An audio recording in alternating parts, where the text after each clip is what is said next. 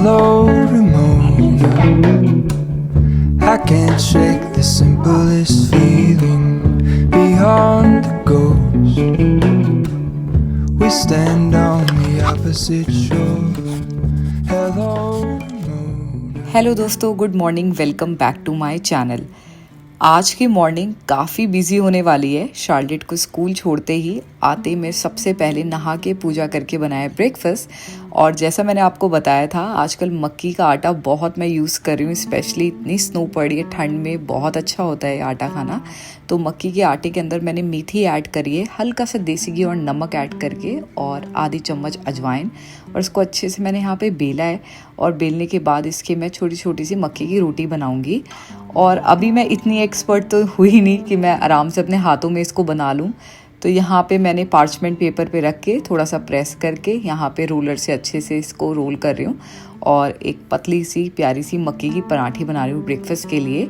और मक्की की पराठी बेस्ट लगती है गर्मा गर्म चाय के साथ। और मक्की की पराठी अगर बनाई हो तो साथ में ऊपर सफ़ेद मक्खन डाला हो तो बेस्ट कॉम्बिनेशन होता है। लास्ट वीडियो में मैंने आप लोगों के साथ शेयर किया था अपने इंटरमिटेंट फास्टिंग के बारे में, तो इसीलिए ब्रेकफास्ट थोड़ा सा लेट होता है। बट हाँ, जो भी होता है बहुत ही होलसम होता है।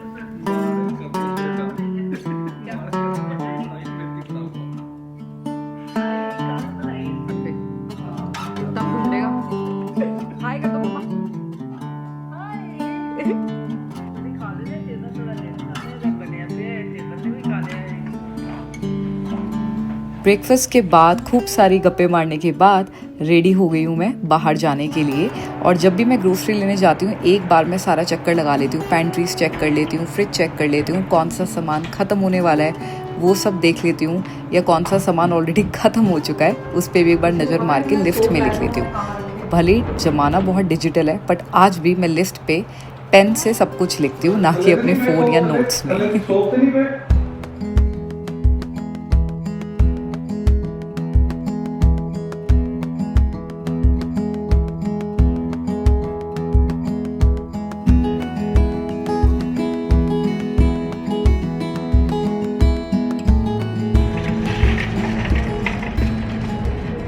इस स्टोर में आते हुए मेरे को करीब 7 साल हो गए हैं। आइल बाय आइल मुझे पता है कहाँ पे क्या रखा है। इजी हो जाता है ना, जब सब कुछ आपको पता होता है, आपका टाइम कम वेस्ट होता है चीज़ें ढूंढने में।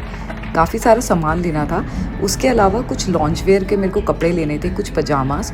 और सुपर स्टोर में मैं बात आई थिंक 6 साल से बोलती आ रही हूँ, जो फ्रेश का ब्रांड है, जहाँ कपड़े बहुत अच्छे मिलते हैं। और आप जितनी बार भी इनको वॉश कर लो ना, कपड़ों का कलर या फैब्रिक में कोई डिफरेंस नहीं आता।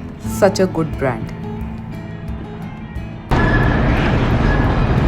एकदम परफेक्ट साइज है ना।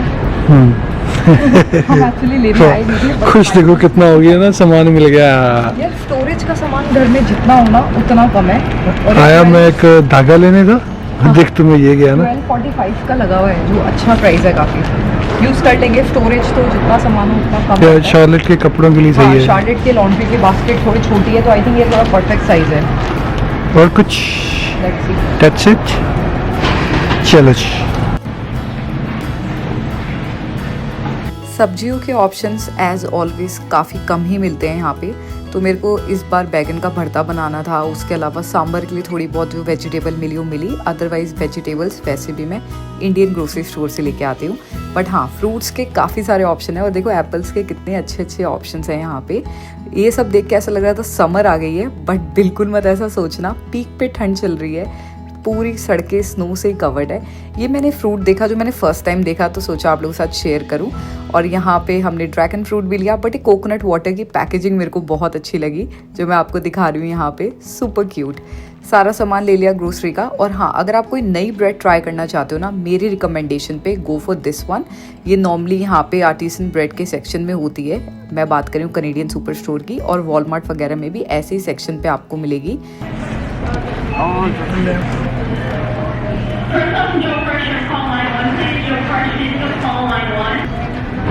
Up to you.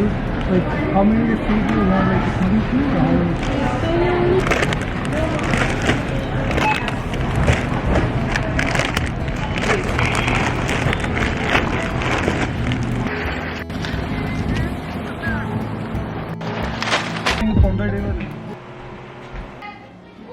Normally end of the week होते होते फ्रिज की हालत कुछ ऐसी हो जाती है, काफ़ी बचा हुआ खाना होता है, कई बार कुछ आधी कटी वेजिटेबल्स रह जाती हैं, उसके अलावा चीज़ें आगे पीछे रखी होती हैं।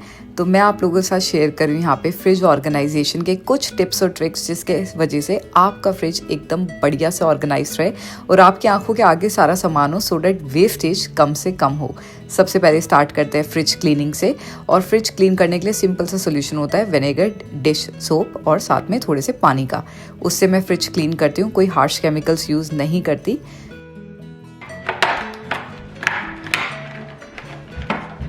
मेरे हिसाब से किसी भी चीज़ को नीट दिखाने के लिए उसको ऑर्गेनाइज और स्टोर बहुत अच्छे से करके रखना चाहिए। अगर आपके पास बास्केट्स नहीं है तो आप ऐसे DIY तरीके से, जिस बास्केट के अंदर ऑलरेडी वेजिटेबल्स आई हैं वो बास्केट भी आप यूज़ कर सकते हो। उसके अलावा ये कुछ बास्केट्स मैंने बहुत पहले ख़रीदी थी डॉलरामा से, और इन बास्केट्स के अंदर मैं बेल पेपर्स लगा देती हूँ या एक पर्टिकुलर बास्केट्स रेडी कर देती हूँ जहाँ पे बेल पेपर्स हो, अलग एक टमेटोज़ की हो, साथ में कोई सैलेड की बास्केट हो। नॉर्मली जब भी मैं क्यूकम्बर्स या उसके अलावा रेडिश वगैरह स्टोर करती हूँ तो ये बेसिकली सैलेड के लिए होते हैं सारे, तो एक बास्केट में प्रॉपर सैलेड के लिए बना लेती हूँ, सो डैट मुझे ईजिली पता हो कितना सैलेड अवेलेबल है और कितना नहीं। हमेशा जो भी लीफी वेजिटेबल्स हो गई या ऐसे सैलेड के लिए चीज़ें होंगी, एक पेपर टॉवल लगाना ज़रूरी होता है, सो डैट वो एक्सेस मॉइस्चर एब्जॉर्ब कर ले।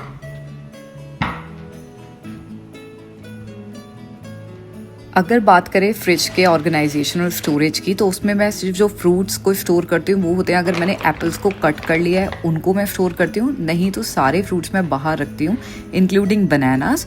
और ये मैंने एक छोटा सा बास्केट बनाई हुई है जिसके अंदर जो मॉर्निंग के हम लोग बहुत अच्छे से शॉट्स बनाते हैं ना, वो है। इसमें आंवला है, ऑरेंज है, उसके अलावा बीटरूट है। अगर आपको वो देखने हैं कि मैं शॉट्स कैसे बनाती हूँ, do let me know. It's great for inflammation and digestion.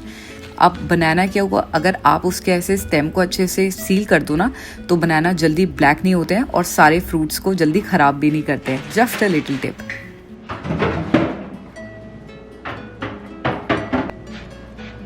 तो सैलेड्स के लिए मैं लेटस वगैरह पहले से कट करके नहीं रखती। द मोमेंट मैं एक लेटस को कट करना स्टार्ट करती हूँ, देन मैं इसको स्टोर करती हूँ। उसके अलावा जितनी भी मेरे पास वेजिटेबल्स हैं उनको मैं नीटली सबसे लास्ट वाले सेक्शन में लगा रही हूँ फ्रिज के। और इसके बाद जो भी मैं मशरूम्स या बीन्स लेके आती हूँ ना, डू ट्राई दिस टिप। इनको आप ऐसे पेपर बैग्स में रखो, ये काफ़ी डेज तक फ्रेश रहते हैं। बीन्स या मशरूम्स को वॉश करके स्टोर करने की कोई ज़रूरत नहीं होती और आप इनको ईजिली स्टोर कर सकते हो for good 7 to 10 days, depending कि आप इनको कितने अच्छे से रख रहे हो। उसके अलावा जो एवोकाडोज होते हैं वो मैं बाहर बास्केट में रखती हूँ अगर वो ग्रीन कलर के होते हैं, और अगर वो अच्छे से ब्लैक कलर के हो जाते हैं तो मैं उनको फ्रिज में रखती हूँ। एक क्विक टिप, अगर आप चाहते हो आपके एवोकाडो काफ़ी टाइम तक फ्रेश रहे, तो एक जार में पानी भर के उसमें आप एवोकाडो स्टोर करके फ्रिज में रखना। It will stay fresh for up to 15 to 20 days। Try नहीं करिए टिप, जरूर ट्राई करना, इट्स सो वर्थ इट। सारे फ्रूट्स और एवोकाडोज मैंने बाहर रखे हैं बिकॉज अभी एवोकाडोज ग्रीन है, और सारे फ्रूट्स वेजिटेबल्स अच्छे से मैं स्टोर कर रही हूँ। उसके अलावा जितनी भी ग्रीन अनियंस होती है या सिलेंट्रो होता है या पार्सले होता है, वो सब मैं पेपर टॉवल में रैप करके रखती हूँ। एक्सेस मॉइस्चर वो सोक कर लेता है, प्लस ये काफ़ी टाइम तक फ्रेश रहते हैं। इवन बॉक चोय को भी मैं ऐसे ही स्टोर करती हूँ, सिंस मेरे पास क्वांटिटी काफ़ी सारी थी तो यहाँ मैंने उनको बॉक्स में रख लिया। उसके अलावा जिंजर हो गई या चिलीज़ हो गई, वो सारे मैं ऐसे छोटे छोटे बॉक्स में रखती हूँ फ्रिज के डोर पे, सो डैट ज़्यादा से ज़्यादा जगह का यूटिलाइज हो जाए और सारी चीज़ें नीटली स्टैक्ड हो।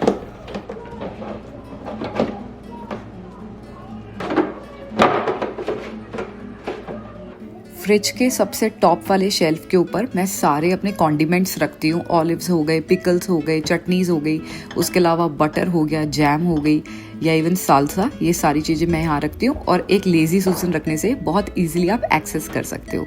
तो ऐसे मैंने फ्रिज में सारी चीज़ें स्टोर करी हैं। वेजिटेबल्स की अलग प्लेस है, फ्रूट्स की अलग प्लेस है, और उसके अलावा सैलेड्स की बास्केट अलग है, जिससे मुझे पता लगे कि सैलेड कितना ख़त्म होने वाला है। सारी चीज़ें आंखों के सामने रहती हैं तो ईजी रहता है। और स्टोरेज में एक और ऑप्शन भी है, ऐसे ट्रिपल लेयर बॉक्स जिसमें आप अलग अलग चीज़ें स्टोर कर सकते हो। डोर्स को मैं नॉर्मली कोशिश करती हूँ कि जो चीज़ें एवरीडे बेसिस पे यूज़ हो रही हैं उसी को डोर से रखूँ। एंड देन यहाँ पे ये 3 टायर के स्टैकेबल बॉक्स हैं जो मैंने टीमू से लिया था, और इसके अंदर मैं करी पत्ता रखती हूँ।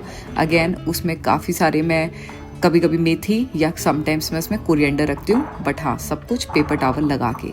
Last but certainly not the least, जितनी भी मैं स्ट्रॉबेरीज़ या ब्लूबेरीज़ या ब्लैकबेरी या रेसबेरी लेती हूँ, हमेशा उनको पहले 2 बार पानी में धोने के बाद उसके अंदर बेकिंग सोडा डालती हूँ, करीब 1 चम्मच। उसको अच्छे से मिक्स करती हूँ एंड देन उसको 10 से 15 मिनट उसमें रहने देती हूँ। एक चीज़ मैंने नोटिस करी है, अगर आप स्ट्रॉबेरी की ऊपर से जितनी ये लीफ हैं वो हटा दो और अच्छे से इसको वॉश और ड्राई करके स्टोर करो तो स्ट्रॉबेरीज ख़राब नहीं होती हैं।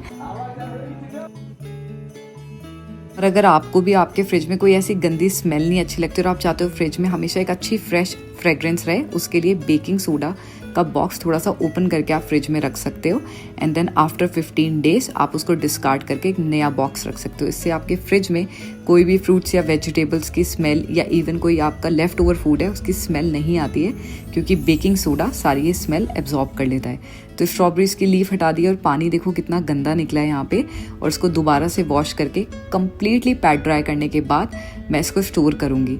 बेरीज के लिए या स्ट्रॉबेरीज के लिए एक बहुत अच्छा बॉक्स मिलता है जिसके अंदर ना इतनी स्पेस होती है कि अगर उसमें कोई एक्सेस पानी है तो वो ड्रेन आउट हो जाए, और ये बॉक्स इजीली अवेलेबल है अमेजोन, टीमू, शीन या आपके किसी लोकल शॉप पे भी।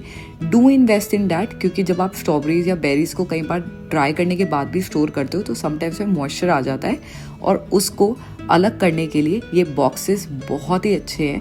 इनको आप इजीली स्टोर कर सकते हो और इवन स्टैक भी कर सकते हो एक के ऊपर एक। सो डेफिनेटली मैं 100% रिकमेंड करती हूँ to invest in these boxes to store your strawberries और any other berries. Let's get to work. Okay. Come on. Time to get out. You have to be careful.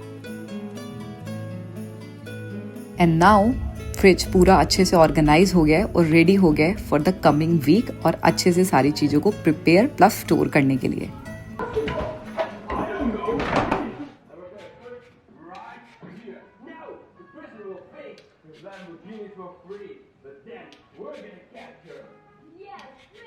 Fridge organisation में काफ़ी time लग गया और शाम को जो थोड़ी सी भूख लगती है वैसी भूख लगने लग गई, और उसके लिए आज मैं बेक कर रही हूँ स्वीट पोटैटोज़। और ना मैं स्वीट पोटैटोज़ सुपर स्टोर से लेके आई थी, तो नॉर्मली बस इसको पील करना है और उसके बाद इसके छोटे छोटे पीसेस कट करने हैं, और ये एयर फ्रायर में मैं कुक करने वाली हूँ। और लास्ट वीक मैंने 2 बार ये रेसिपीज़ बनाई थी सभी के लिए वाली same, and it turned out so good. उसके अंदर मैंने डाला है 1 चम्मच ऑलिव ऑयल, और यहाँ पे मैं पार्चमेंट पेपर यूज़ कर रही हूँ। तो एयर फ्रायर के अंदर आपको पार्चमेंट पेपर लगाना है एंड देन 1 बाय 1 करके ये सारे स्वीट पोटैटोस रखने हैं जिसके ऊपर हल्का सा ऑलिव ऑयल लगा हुआ है, और इसको फिर रोस्ट करना है एट 200 डिग्री सेल्सियस पे 11 मिनट के लिए, और बहुत ही अच्छे परफेक्ट रोस्ट होके निकलते हैं। और साथ में आप इसको लास्ट में इसके ऊपर थोड़ा सा लेमन और उसके अलावा थोड़ा सा सॉल्ट ऐड करके खा सकते हो। बहुत ही अच्छा स्नैक ऑप्शन है। सिंस इंटरमिटेंट फास्टिंग चल रही है तो थोड़ा सा ध्यान रखना पड़ता है कि क्या खा रही हूँ क्या नहीं खा रही हूँ, और ध्यान रख रही हूँ कि जो भी खा रही हूँ हेल्दी ही हो। तो अगर आपको भी स्वीट पोटैटोस पसंद है तो definitely try this recipe, you will love it.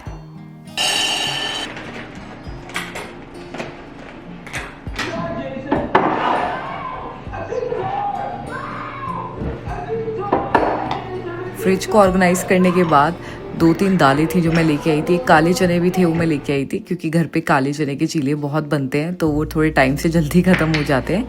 And then इतनी देर में स्वीट पोटैटोज़ भी रेडी हो गए। Definitely you can try this recipe, specially अगर आपको शाम को थोड़ी भूख लगती है and you want to eat something healthy. तो शाम के 4:45 बज गए हैं और 5:30 बजे तक अंधेरा हो जाता है। विंटर्स की एक और खराबी ये भी है कि स्नो के अलावा, ठंड के अलावा जल्दी रात हो जाती है, तो इसीलिए 5:30 पौने 6 बजे ऐसा लग जाता है कि रात के 9 या 10 बज गए हैं। और जब से आज पूरा दिन बहुत ही बिजी गया, क्योंकि ना नॉर्मली क्या होता है, जैसे संडेज को मैं ग्रोसरी लाना अवॉइड करती हूँ, सैटरडे संडेज को, क्योंकि बहुत भीड़ होती है ग्रोसरी स्टोर में। तो इधर मैं फ्राइडे को लेके आती हूँ या मंडे को लेके आती हूँ। तो मैं ग्रोसरीज लेके आई तो पूरा दिन उसी चीज में निकल गया, क्योंकि ग्रोसरीज जब भी मैं लेके आती हूँ 90% ऑफ द टाइम मैं फ्रिज को कम्प्लीटली ऑर्गेनाइज करती हूँ, सो दैट मेरी आंखों के आगे रहे कि क्या क्या चीजें फ्रिज में पड़ी है या नहीं पड़ी है। एंड आई होप कि जो मैं आपके साथ फ्रिज ऑर्गेनाइजेशन की कुछ टिप्स शेयर करी हैं वो आपके काम आए, क्योंकि मेरे को काफ़ी हेल्पफुल है और आपके साथ मैं ज़्यादातर वो चीज़ें शेयर करती हूँ जिससे मेरी लाइफ थोड़ी सॉर्टेड हो जाती है। मैंने परसों ही बनाए थे, बहुत अच्छे बने थे, तो आज मैं 3-4 एक्स्ट्रा लेके आई हूँ। सबको बहुत पसंद आया, लेकिन मैं इस पे थोड़ा नींबू और नमक डाल के खाती हूँ। एकदम बचपन वाली यादें आती हैं। अब वो जो स्वीट पोटैटो मिलता था कम्प्लीटली ऐसे कोयले के ऊपर अच्छे से सिका हुआ, अच्छे से भुना हुआ, उसकी बात अलग थी, इससे तो कंपेयर नहीं करा जा सकता। बट अब जो है सो है, तो ये बस मैं इसको थोड़ा एंजॉय करती हूँ। देन शार्लेट अभी नहा रही है, उसके बाद उसको थोड़ी सी पढ़ाई कराऊंगी। देन आज उसका एक फेवरेट डिनर बनाने वाली हूँ मैं, जिसके बारे में काफी टाइम से रिक्वेस्ट कर रही थी, तो आज वो भी बना लूंगी। बट फिलहाल थोड़ा सा टाइम अभी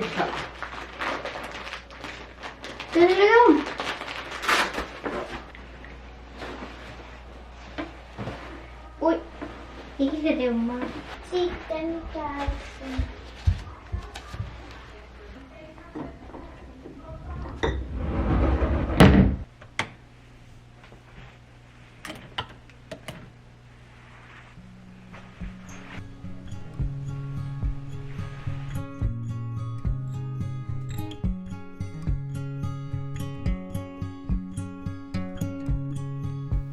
तो आज डेफिनेटली चीट डे होने वाला है मेरे लिए भी। शार्लेट को काफ़ी टाइम से पिज़्ज़ा खाने का बहुत मन था, वो भी होममेड।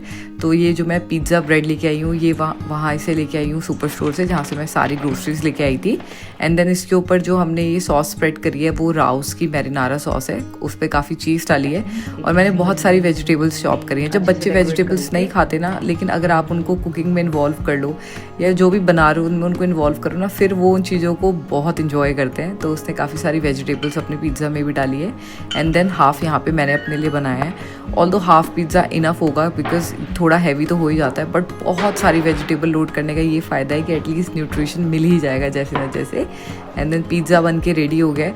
अपने लिए जो मैंने पिज़्ज़ा बनाया उसमें मैंने ऑलिव भी ऐड करा है और उसके अलावा चिली फ्लेक्स और ऑरिगेनो भी ऐड करा है। एंड देन सनी के लिए भी बना के रख दिया है। अभिषेक के लिए मैंने प्रिपरेशन करके सेम ऐसे रख दिया है, बट वो आके खुद बेक कर लेगा, अदरवाइज वो ठंडा होके तो वैसे ही अच्छा नहीं लगेगा। Enjoy your pizza. Thank you.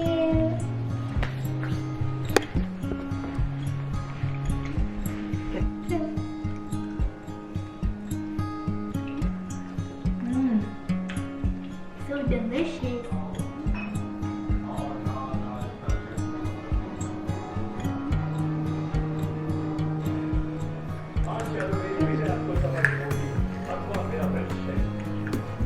Yes.